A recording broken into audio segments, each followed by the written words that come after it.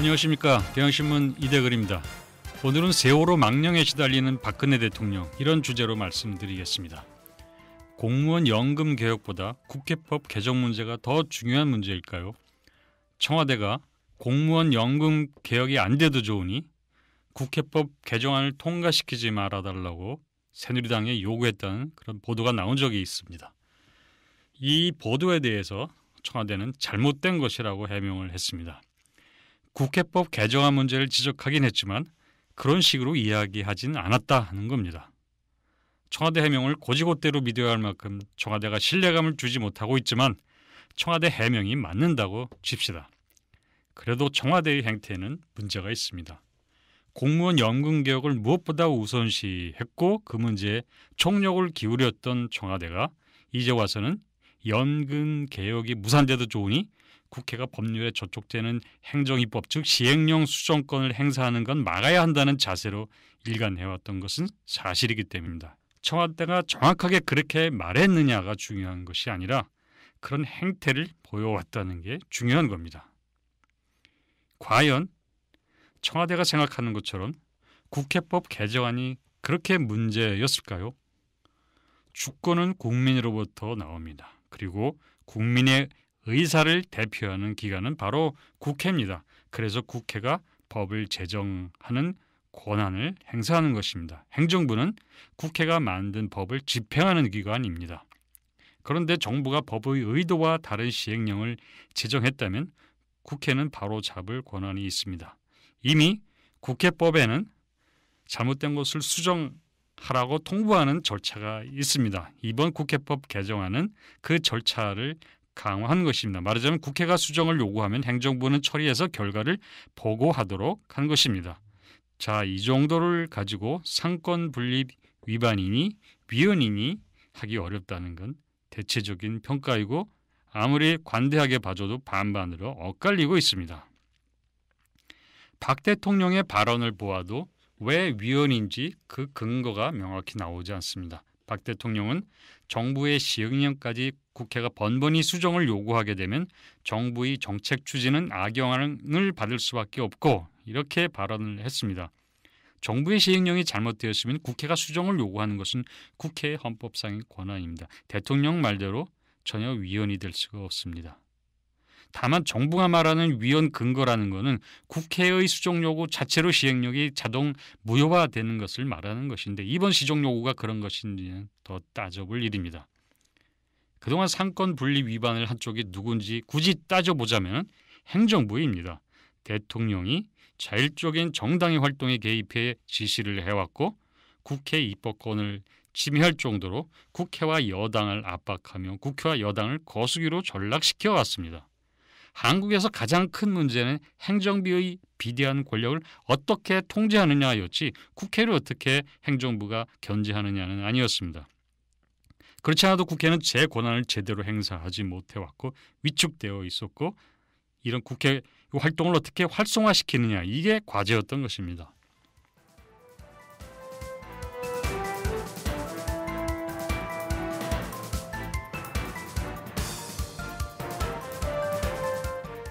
박근혜 대통령은 왜 국회법 개정안에 이토록 집착을 하고 있을까요? 박 대통령은 공무원 연금 개혁이 무산되는 한이 있더라도 왜 이렇게 무리하게 국회법 개정을 저지하려 했을까요? 첫째, 박 대통령이 세월호 트라우마 때문이 아닌가 생각이 듭니다. 박근혜 대통령은 이미 세월호에서 탈출했다고 생각했었는데 세월호 특별법에 따른 조사가 진행되면 다시 세월호 악몽에 시달리지 않을까 이런 공포감을 갖고 있었던 게 아닌가 이런 생각이 듭니다. 그런 공포감이 과도한 반응을 초래했던 것 같습니다. 시행령을 보면은 정부는 진상조사를 유야무야하려고 했던 것 같습니다. 당초 세월호 특별법은 특별조사위원회를 정부 조직 어디에도 속하지 않는 독립기구로 구성하도록 했습니다. 정부가 특조위의 구성이나 운영에 개입하는 것을 막기 위한 것입니다. 정부가 바로 특조위 대상이기 때문에 정부로부터의 독립성은 특별법의 핵심이라고 할 수가 있습니다. 그런데 정부가 당초 내놓은 시행령안을 보면은 사무처 산하의 기획조정실장이 특조위 업무를 총괄 조정하도록 했고 기획조정실장은 해수부 고위 공무원이 맡도록 했습니다. 진상규명 업무를 총괄할 조사 1과장도 해수부 공무원이 맡도록 했습니다. 여기에 대해서 비판이 일자 기획조정실장을 행정지원실장으로 이름만 바꾸고 조사 1과장도 검찰 수사서기관으로 바꾸는 것으로 고치는 것으로 끝냈습니다. 자, 이는 특별법에 위원장이 업무 수행을 위해 파견 근무를 요청할 수 있다고 되어 있는 것과 취지가 다른 겁니다.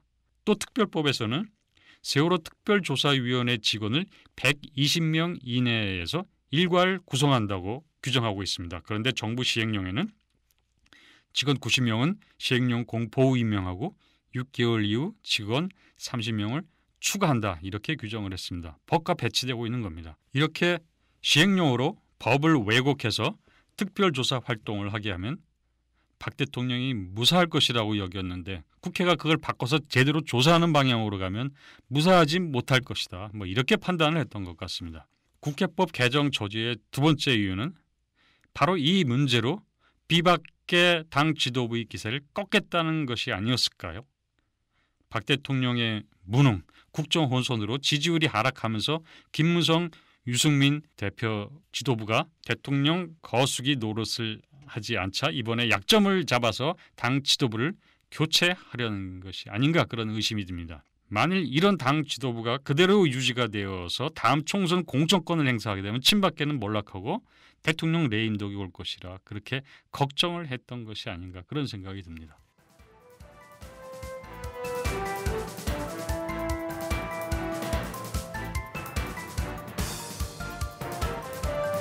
박근혜 대통령에게 메르스는 또 다른 세월호입니다. 실수가 반복되면 그 실수가 우연이 아니라고 보는 게 타당한 겁니다.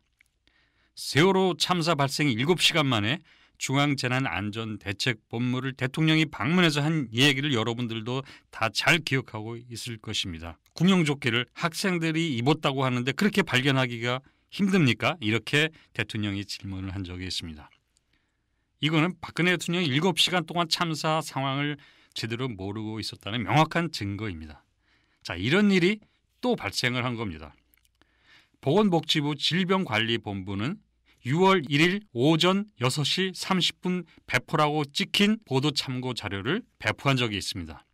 이 자료에 따르면 중동호흡기 증후군 즉 메르스 환자 3명이 추가되어 18명으로 늘었다고 되어 있습니다.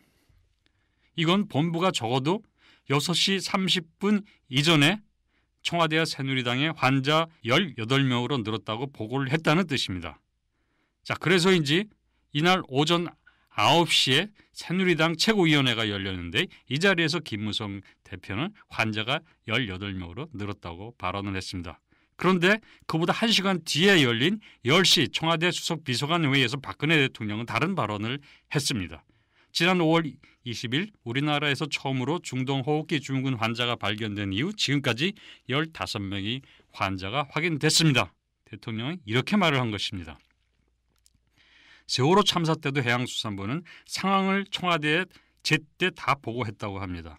이번 메르스 진척 상황에 대해서도 아마 제때 다 보고를 했을 겁니다. 그런데 박 대통령은 세월호 상황을 왜 그때 제대로 몰랐고 이번 메르스 상황에 대해서도 왜 몰랐을까요? 세월호 참사 7시간이 지나 모든 국민이 알 수 있는 것을 왜 대통령만 몰랐고 메르스 환자가 18명이라고 그날 아침에 보도까지 다 되었는데 왜 최소 3시간 30분 지난 시점에 와서도 박 대통령만 몰랐던 것일까요? 이 미스터리에 대한 가능한 해석은 박근혜 대통령이 불리한 사건에는 별 관심을 두지 않는다는 겁니다. 박 대통령에게는 좋은 소식과 나쁜 소식이 있고 여기에 대응하는 자세가 다른 것 같습니다. 좋은 소식에는 신속하게 반응하고 대응하지만 나쁜 소식에는 소극적으로 반응하고 대응도 느리다는 겁니다. 또 박 대통령이 잘할 수 있는 일과 잘할 수 없는 일로 구분해 볼 수도 있습니다. 박 대통령은 어떤 사건이나 현안이 발생했을 때 잘할 수 있는 일이면 신속 조치하고 상황을 주도적으로 처리하지만 잘할 수 없는 일일 때는 해당 기관에 맡기고 자신은 별 주의를 기울이지 않는 것 같습니다. 좋은 사례가 있습니다. 지난 3월 5일 마크 리포트 대사 습격 사건 때입니다. 당시 박근혜 대통령은 아랍에미레이트 UAE를 방문 중이었는데 방문 중임에도 불구하고 새벽 3시 13분쯤 사건 보고를 받고 바로 주철기 외교안보 수석과 관련된 외교안보 참모들이 즉시 회의를 해서 대책 마련을 하도록 했다는 겁니다. 당시 현장에서 윤명세 외교부 장관, 박근열 경호실장, 주수석 이렇게 긴급회의를 열었다고 합니다. 서울에서는 바로 오전 10시에 추경호 국무조정실장 주재로 긴급 차관 회의를 소집했고 오후에는 김관진 국가안보실장 주재로 긴급 국가안전보장회의 상임위원회를 개최했습니다. 박근혜 대통령은 또 이날 직접 리포트 대사에게 전화도 걸었습니다. 그렇지만 메르스의 문제에 대해서는 박 대통령이 보름이 지나서야 청와대에서 긴급회의를 주재했습니다. 대통령 주재 긴급회의에서 눈에 띄는 또 하나는 문영표 보건복지부 장관을 참석자에서 제외한 것입니다. 현장 수습이 훨씬 더 중요하다는 것이 이유였습니다. 박 대통령이 그동안 회의를 주재하지 않거나 당정 협의를 거부한 것에 대한 변명거리를 만들기 위한 것 같습니다. 그동안 박 대통령이 회의를 주재하지 않은 건 관심이 없어서가 아니라 문 장관이 현장 수습하도록 시간을 주려던 것이었고 청와대에서 긴급회의한 것도 그 연장선상이라 이런 인상을 주려고 한 것 같습니다. 이렇게 하면 또 다른 이점도 있습니다. 뭐냐면은 새누리당이 메르스 대책을 논의하기 위해 당정청 회의를 열어야 한다고 이렇게 제안한 것을 거절할 수 있는 명분을 만들 수 있다는 겁니다. 현종택 정책조정 수석비서관은 이렇게 말했습니다. 메르스 수습이 중요하기 때문에 당정청 회의를 여는 건 도움이 되지 않는다. 당정청 회의 핵심은 문 장관인데 대통령 주재 긴급회의에서도 수습에 도움이 되지 않는다고 판단해서 오라고 하지 않았다. 이렇게 말을 했습니다. 자, 이렇게 해서 당 지도부를 계속 압박하는 카드로 활용할 수가 있는 것입니다. 자, 지금 문 장관이 어디에 있는지 모르겠지만은 문 장관이 현장을 수습하는 게 타당할까요? 장관이면 지휘하는 역할을 해야 하는 것 아닐까요? 당정청 회의의 핵심이 문 장관이기 때문에 문 장관이 나올 수 없어서 당정청 회의가 도움이 되지 않는다고 판단했다면 문 장관이 없는 대통령 주재 긴급회의도 마찬가지로 의미도 없고 도움이 안 되는 것 아닐까요? 박 대통령 스스로 모순된 태도를 보이고 있습니다. 이건 당 지도부를 따돌리느라 이런 무리한 논리를 제시하는 것 같습니다.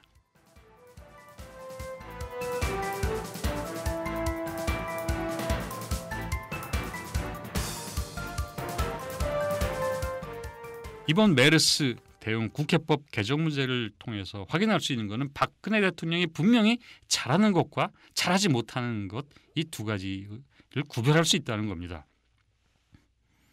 박 대통령이 잘하는 것은 정치 싸움, 곧 정쟁입니다.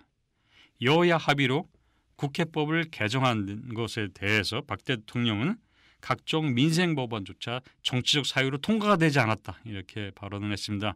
경제 살리기에 발목이 잡혀있다 이런 말도 하면서 야당을 공격하고 국회법 개정안에 대해서 거부권 행사하겠다는 뜻을 시사를 하기도 했습니다. 행정부는 선이고 국회는 악이라는 이런 대립구도로 몰아가고 새누리당 지도부가 협상을 잘 못했다 이렇게 친박 의원을 동원해서 원내 사퇴 압력을 가하면서 집권당을 통제하려는 이런 정략적 싸움은 정말 박근혜 대통령이 잘합니다. 문제 해결보다 문제를 일으키는 일은 정말 대통령이 잘하는 것 같습니다. 그런데 박근혜 대통령이 잘하지 못하는 건 세월호 참사 메르스 늑장 대응을 통해서 확인된 것처럼 국정을 잘 챙기는 겁니다. 이거는 정말 잘 못하는 것 같습니다. 시민의 생명과 안전을 지키는 데 집중하는 것은 매우 서투른 것 같습니다. 세월호 진상조사로 대통령이 권위가 손상되는 사태를 막기 위해서라면 자신의 권위가 훼손되는 것을 막기 위해서라면 집권당조차 흔든다는 사실을 통해서도 우리는 이것을 확인할 수가 있습니다. 당 정책 라인에 있는 당 고위 관계자는 국민이 걱정하는 것은 메르스라고 당이 청와대에 계속 말해왔다 이렇게 말을 하고 있습니다. 그런데도 대통령이 정쟁에 집중하는 것은 국민이 걱정하는 것보다 자신이 걱정하는 일에 더 매진한다는 사실을 보여주는 것입니다.